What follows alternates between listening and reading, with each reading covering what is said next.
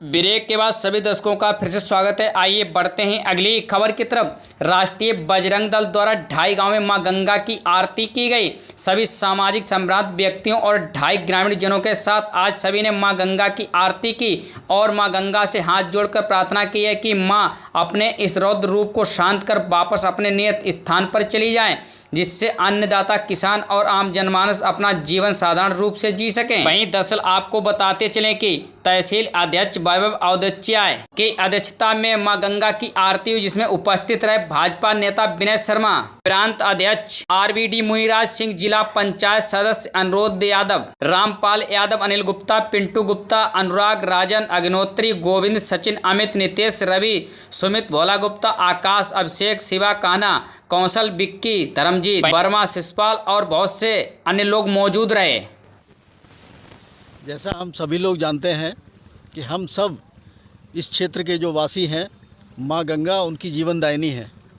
उनको रोज़गार भी देती हैं, उनको जीवन भी देती हैं, उनको कृषि में भी मदद करती हैं। इसलिए माँ गंगा के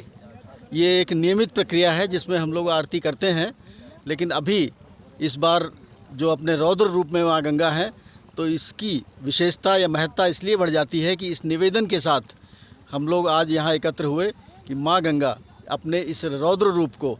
से हम लोगों की रक्षा करें और पुनः शांत होकर हम सबकी जीवनदायिनी बने और मोक्षदायिनी बने। किस तरह की लोगों से अपील करें? हम सभी अपने जो भी हमारे भाई बंधु बांधव हैं उनसे निवेदन करेंगे कि माँ गंगा हमारे जीवन को आगे बढ़ाती हैं, हमको जीवित रखती हैं।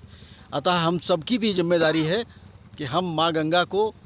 निर्मल रखें, स्वच्छ रखें और उनके अविरल प्रवाह को चलता रहे इसी प्रकार जो कि सदियों से चला आ रहा है, उसको बनाए रखने में हम सब अपना सहयोग करें। आज मैं माँ गंगा के चरणों में स्पर्श करता हूँ और ये विधि का विधान है और मैं माँ गंगा से प्रार्थना करूँगा कि अपना रुद्र रूप कम करके और हमारे यहाँ ये लोग जो माँ गंगा के जल से जो गांव प्रभावित हैं, लोगों को आने जाने में दिक्कत होती है, माँ गंगा से विनती करूँगा कि उनके लिए थोड़ा अपना रुद्र रूप कम करें और उन लोगों को आने जाने में दिक्कत ना हो। और इस बार माँ गंगा ने लगभग 20 से 25 दिन से ज़्यादा हो गया सैलाब, माँ गंगा जी ने इस बार मुझे तो नहीं लगता इतना कभी रुद्र रूप रखा है। तो वही हम विनती करते हैं माँ गंगा से कि हम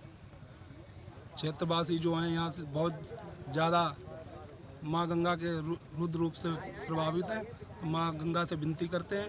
कि उन पर थोड़ा आभार व्यक्त करता हूँ। और कल भी कहा था, मैं धन्यवाद करता हूँ गंगा जी का, जो गंगा जी ने हमें फिर दोबारा 9 वर्षों बाद हमारे सिंगी ऋषि के तपोभूमि जो बोले जाते हैं ढाई गाँव में आके हम सभी को दर्शन दिए हैं। और मैं गंगा से मैया से हम सभी भक्त मिलकर ये प्रार्थना करते हैं कि हमारे जो सभी क्षेत्रवासी त्राहिमाम कर रहे हैं